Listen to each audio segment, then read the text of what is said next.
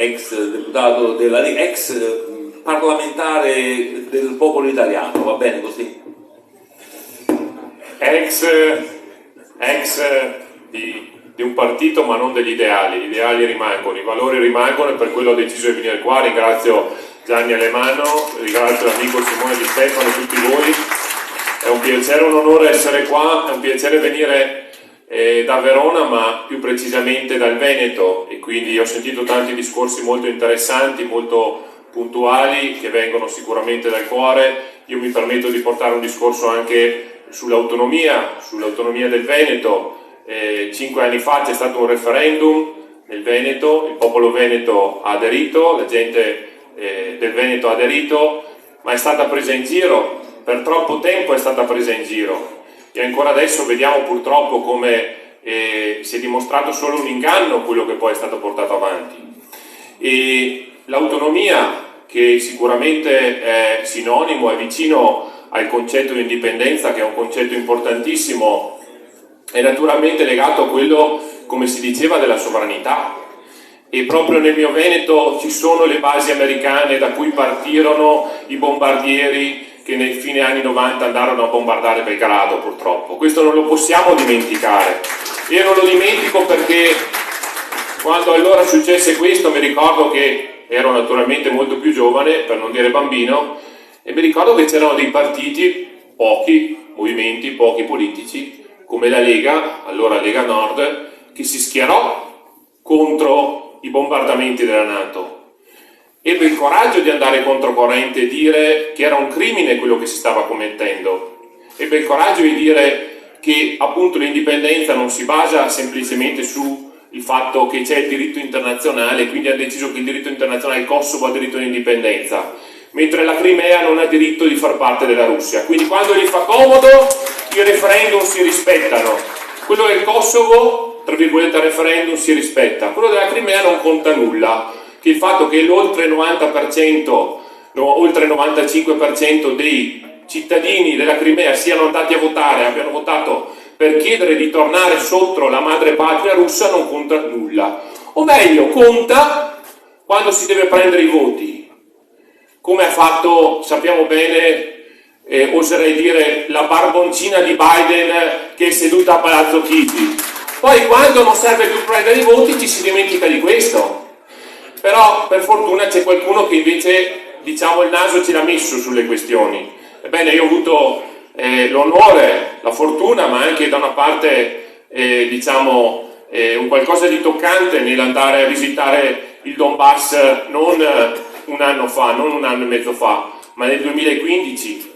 E nel 2015 ho visto le case bombardate, ho visto l'aeroporto di Donetsk raso al suolo, ma di queste cose non parlavano in Italia, non parlavano in Occidente, non ce le raccontavano, perché bisognava aspettare che l'orso russo si svegliasse. Allora a quel punto faceva comodo dire che i cattivi erano i russi che attaccavano appunto l'Ucraina, sappiamo bene, utilizzata da chi. Quindi tutto questo per dire che sono qua e appoggio, seppur non entrando nel movimento di Gianni, per l'idea di indipendenza, perché sicuramente è legata a quella di sovranità. E come detto, è troppi anni che attendiamo di recuperare la nostra sovranità, perché quelle famose basi che dicevo, se un domani il conflitto si allarga, e purtroppo sono un bersaglio, quindi se uno non lo vuole vedere dal punto di vista della libertà e della sovranità, almeno lo guardi dal punto di vista del rischio che abbiamo a Viano, tutte queste basi militari sono un bersaglio, oltre al fatto che naturalmente, ripeto, è una questione di libertà. Come si diceva, facciamo parte della civiltà classico-cristiana, di un'Europa che ha una storia importantissima. È assurdo che dobbiamo cancellare la nostra cultura per portare avanti una cultura americana o di altro genere che non c'entra nulla con noi e non è nemmeno cultura. Quindi da questo punto di vista condivido queste battaglie e condivido, ripeto, la critica che si vuole portare avanti giustamente nei confronti, io lo oso definire, venendo da un movimento comunque di destra o di centrodestra, vogliamo come vogliamo, alla falsa destra, perché la realtà è questa. Giustamente Gianni, ho sentito i giorni scorsi, diceva io non voglio nemmeno fare un qualcosa di destra, voglio andare oltre destra e sinistra, giusto come concetto, però diciamo anche che questa è una falsa destra, perché una destra che governa la regione Veneto e porta avanti l'eutanasia, porta avanti la legge per l'eutanasia e per fare gli ospedali per il cambio di sesso, è destra questa qua, è peggio della sinistra, è una destra ultraliberale che non è destra. Per non parlare, sentivo l'amico di Udine prima, del Friuli, che in questi giorni Federica giustamente per rispondere, no, alla strumentalizzazione che fanno sulla questione del patriarcato, della violenza sulle donne, tutto questo, cosa fa?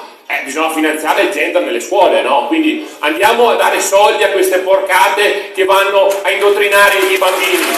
Facciamo queste schifezze, è destra questa, non è destra! Non c'è nessun valore di destra in tutto questo, anzi c'è un tradimento di quelli che erano i valori della destra, come c'è un tradimento di quelli che erano i valori della sinistra da parte di una sinistra che non rappresenta questo, e la rappresenta sicuramente molto meglio Marco Rizzo, che invece difende i veri diritti che sono ad esempio quelli dei lavoratori, e non quando fa comodo. È inutile che Landini va in piazza adesso. Dov'era quando hanno messo il Green Pass? Dov'era quando i lavoratori venivano sospesi? Si nascondevano quei sindacati lì. Non mi voglio dilungare oltre, vi ringrazio e spero che potremo fare tante battaglie identitarie e per la nostra sovranità insieme. Grazie Vito.